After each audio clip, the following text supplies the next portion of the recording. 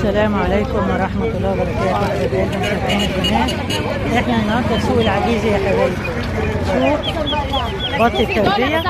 الواحدة قد الاثنين دول، مسكوف صافي. الواحدة كانت قد الاثنين دول ما هي ما كانت بتوعها بقى مش حلوين. يا سلام. المسكوف ده بتقول لك بكام البط؟ تقول لي 250. الواحدة ب 75؟ الواحدة ب 75. ايه اللي خدت منها يعني؟ غالي. امال البلدي ده بلدي ولا خليطي؟ البلدي بكام ده يا ام محمود؟ يا حاج البلدي ده بكام؟ الفرق الواحدة ب 100 جنيه يا حبايب قلبي. حطها على ايدك كده. الواحدة ب100. الواحدة ب 100 جنيه بلدي صافي. بلدي صافي يا حبيبي. بلدي صافي. الله ينور عليك، الله ينور عليك. الجوز ب 150 مسكوف صافي.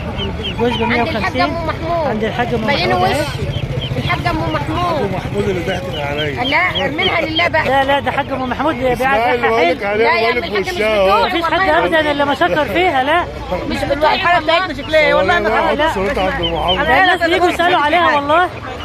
الناس بتجيلي والله يا عم الحاج. على السمعة طيبة. الجوز ب 150 بس عشان رمضان. المسكوفة اهوت عاملة عليه عرض. واحدة ب 120. لا انت قلت دي ايه بقى؟ لا 120 بلدي صافي. بلدي صافي برضو عاملة 120 جنيه. كبيرة اهي يا حبايبي. نظافة وحلاوة. كبيرة. اللهم صل على النبي، اللهم صل على. والرومي الصغير ده جوز بكام؟ انا معاه. الرومي هنا اهو يا حاج.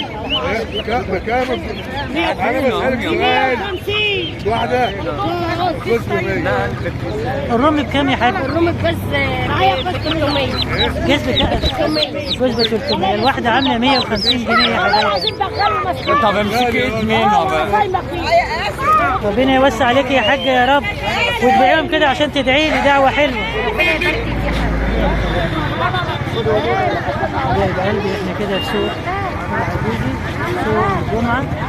كنا عند سوق التربية يا حبايبي.